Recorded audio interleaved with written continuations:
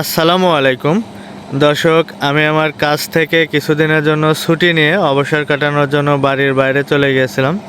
তো আজকে আলহামদুলিল্লাহ সুন্দর সুস্থভাবে বাড়ি ফিরে আসতে পারছি।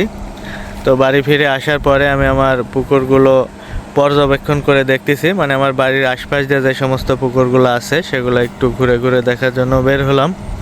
তো আমি বাড়ি থেকে বের হয়েছিলাম 31 ডিসেম্বর 2025, আর আজকে বাড়িতে আসলাম 12 জানুয়ারি 2025, সরি 2026। তো অনেক দিন বাড়ির বাইরে ছিলাম। তো দেখুন, এই যে আমাদের পুকুরে এয়ারওয়াটার চলতেছে, এখন দুপুর টাইম, পুকুরে এয়ারওয়াটার চলতেছে। এটা 110% জল করে একটি পুকুর, পানির গভীরতা এভারেজে 10 ফিট। এই পুকুরে বাংলা এবং পাবদা মিশ্রভাবে চাষ করা হয়।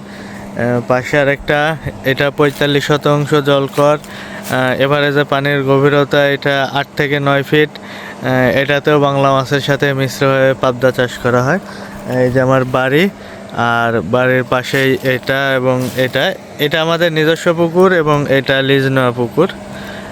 এখানে শুধু এই একটাই আমাদের নিজস্ব পুকুর, আর বাকিগুলো সব আমাদের লিজ নেওয়া পুকুর। তো চলুন আরেক পুকুর পাড়ে যাই। যেমন এটাতেও এয়ারওয়াটার চলতেছে, এটাতেও আরেকটা মানে এয়ারওয়াটার চলতেছে। আমাদের এয়ারওয়াটার এখন যেহেতু শীত চলতেছে, তো শীতের মধ্যে প্রত্যেক দিন আমাদের 1টার পরে, মানে 1:30 থেকে 3টা পর্যন্ত আমাদের এয়ারওয়াটার চলে সবগুলা পুকুরে, যেখানে চলতেছে। এই যে দেখুন, এটা আমাদের আরও একটি পুকুর। এটা 70% জল করে একটি পুকুর, এবং এই পুকুরে বাংলা মাছের সাথে মিশ্রভাবে পাবদা মাছ চাষ করা হয়। আমার এই পুকুরের এয়ারওয়াটার বন্ধ হয়ে আছে, মানে নষ্ট হয়ে আছে। সাবমার্সিবল দিয়ে পানি দেওয়া হচ্ছে পুকুরে। এটাতেও এয়ারওয়াটার চলে, কিন্তু এটার এয়ারওয়াটার আমি বাসায় আসার পরে শুনলাম আজ থেকে 5-7 দিন আগে এটার এয়ারওয়াটারটা নষ্ট হয়ে গেছে। এটা প্রিমিয়াম ভেঙে গেছে, যে এয়ারওয়াটার যেটা মোটর দিয়ে চলে সেটা খুলে বাসায় নিয়ে যায় রাখা হয়েছে। তো আমি বাসায় নাই জন্য এটা এখনও সারা হয়নি। এটা বগুড়া নিয়ে যাইতে হবে, বগুড়া নিয়ে যে মানে সারাই নিয়ে আসতে হবে। তো 2-1 দিনের মধ্যে আমি বগুড়া যাব ইনশাল্লাহ। এই যে এয়ারওয়াটার যেটা মেন প্রিমিয়াম, ওটা ভেঙে গেছে ভিতরে, যেটার মাধ্যমে এয়ারওয়াটার ঘুরে সেটা ভেঙে গেছে।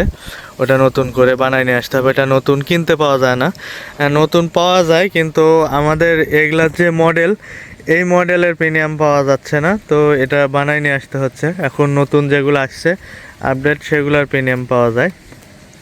তো সেই কারণে এটার এয়ারওয়াটারে যে নষ্ট হয়ে থাকার কারণে এটা চলতেছে না। তাছাড়া এটাতেও এয়ারওয়াটার চলতো, আর এটাতেও আমরা বাংলার সাথে মিশ্রভাবে পাবদা চাষ করতেছি।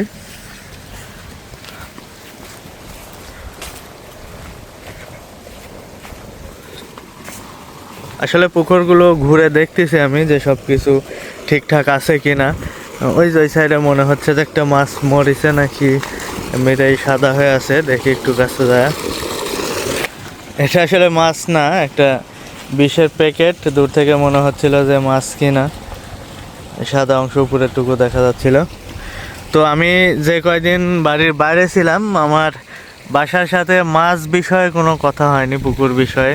এই যে দেখুন, এয়ারওয়াটার 5 দিন হলে নষ্ট হয়ে আছে, এই পুকুর এয়ারওয়াটার চলেনি, এটাও আমাকে জানায়নি যে পুকুর এয়ারওয়াটার চলতেছে না। আমাকে পাঠাইছে, আমি রিল্যাক্সে ঘোরার জন্য গেছি, সেজন্য বাসার কোনো টেনশন আমাকে দেয়নি। পুকুর এয়ারওয়াটার নষ্ট হয়ে গেছে এটাও আমাকে জানায়নি।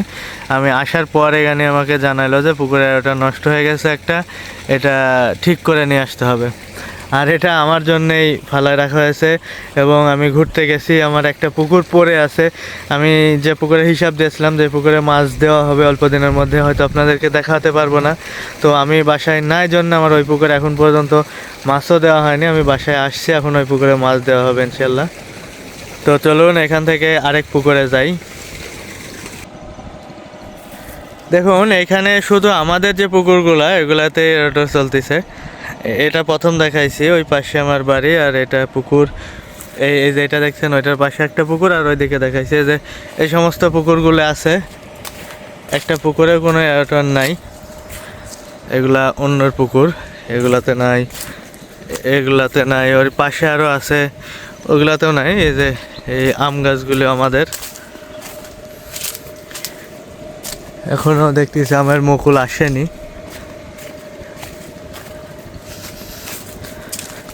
তো যে কয়টা আম গাছ আছে আলহামদুলিল্লাহ আমাদের চাহিদা পূরণ হওয়ার পরেও কিছু আম বিক্রি করা হয়।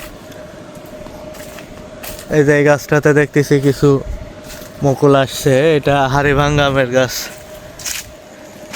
এই যে উপর দিয়ে দেখা যাচ্ছে যে কিছু কিছু মুকুল আসছে।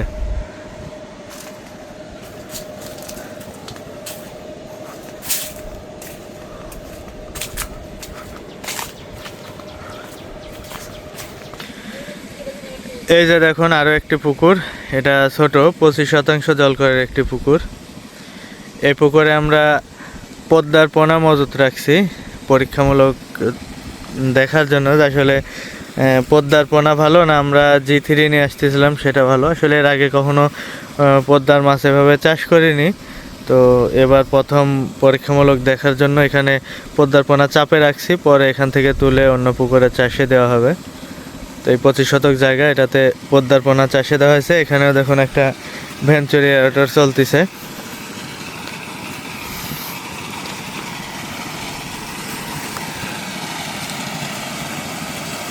এই 25 শতকে ভেঞ্চুরি চলতেছে, এটাও দুপুর টাইমে। মানে আমাদের এখানে যে কটা এয়ারটার আছে সব কটাই চলে, শুধু ওই একটা এয়ারটার নষ্ট হয়ে আছে সেই কারণে বন্ধ আছে। তো ভেঞ্চুরিটা একটু পানি শুকায় গেছে, কমে গেছে পুকুরের জন্য একটু উপরে উঠে আসছে, আরও নিচে দেওয়া লাগতো। তো হয় পানি দিতে হবে, না হলে মোটরটার একটু নিচে নামাই দিতে হবে। আর এই ভেঞ্চুরিটা আমাদের নিজস্ব হাতে বানানো, এটা শুধু মোটর কিনা, মানে পাট পাট করে কিনা এবং নিজেদের হাতে নিজেরাই বানাই নিছি। আর পাশে আরেকটা।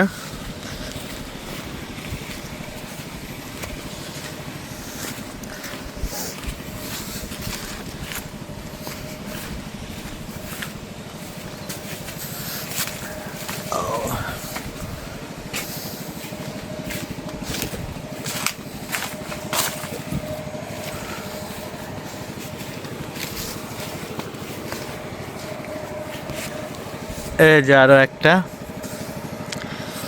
এটা জলকর মোটামুটি 170-75% হবে এবং পানির গভীরতা আছে এভারেজে 9 থেকে 10 ফিটের মতো। আর এখানেও আমরা বাংলা মাছের সাথে মিশ্রভাবে পাবদা চাষ করি। আমাদের এখানে মোট 5টা পুকুর আমার বাড়ির পাশ দিয়ে, যে ছোট ছোট, আসলে এটাই সবচাইতে বড় এবং আমার বাড়ির পাশেটা এটা 110%। তাছাড়া সব একটা 110, একটা 50, একটা 70, একটা 25 এবং এটি 170 থেকে 75%, শুধু জলকর পার বাদে। তো এই পুকুরগুলা অনেক দিন পর আসলে দেখে একটু ভালোও লাগতেছে, মানে নিজের কাদামাটির পরিবেশ থেকে একটু দূরেই ছিলাম। আলহামদুলিল্লাহ সুস্থ হয়ে বাড়িতে আসতে পারছি, সব কিছু সুষ্ঠুভাবে আবার পর্যবেক্ষণ করে দেখলাম। বাড়ির আশপাশে এগুলা আসলে বাইরে যেগুলো আছে ওগুলা তো ওইভাবে দেখা হয়নি এখন পর্যন্ত, ওগুলাও আস্তে ধীরে দেখা হবে ইনশাল্লাহ।